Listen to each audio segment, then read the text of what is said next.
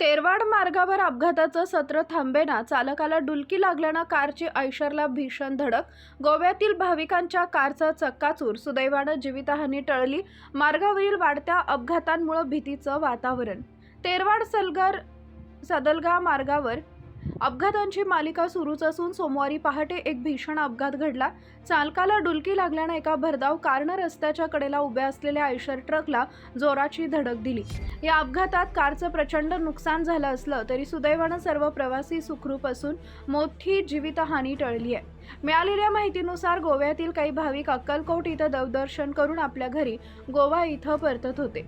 सोमवारी पहाटे 6 वाजेच्या सुमारास त्यांची मारुती सुझुकी इग्निस कार क्रमांक GA04E 8589 तेरवाड मार्गावरून जात असताना चालकाचा डोळा लागला. त्यामुळे गाडीवरील नियंत्रण सुटलं आणि कार रस्त्याच्या कडेला उभ्या असलेल्या आयशर वाहनावर जाऊन आदळली. धडक इतकी भीषण होती की कारच्या इंजिनचा पूर्णपणे चक्काचूर झालाय. गेल्या काही दिवसांपासून या मार्गावर मृत्यूचा तांडव सुरू असल्यानं नागरिकांमध्ये प्रचंड भीती पसरली आहे. महिन्यापूर्वी घालवाड येथील एका युवकाचा 4 चाकी अपघातात मृत्यू झाला. 15 दिवसांपूर्वी राघवेंद्र टाकीत जवळ ट्रॅक्टर दुचाकी अपघातात एकाचा बळी गेला. 4 दिवसांपूर्वी तेरवाड वजन काट्याजवळ आकाश गोसावी यांचा अपघाती मृत्यू झाला. रविवारी मध्यरात्री कारच्या धडकेत 2 सख्खे भाऊ गंभीर जखमी झाले. या मार्गावर सतत होणारे अपघात पाहता संबंधित विभागानं तातडीनं पावलं उचलण्याची गरज आहे.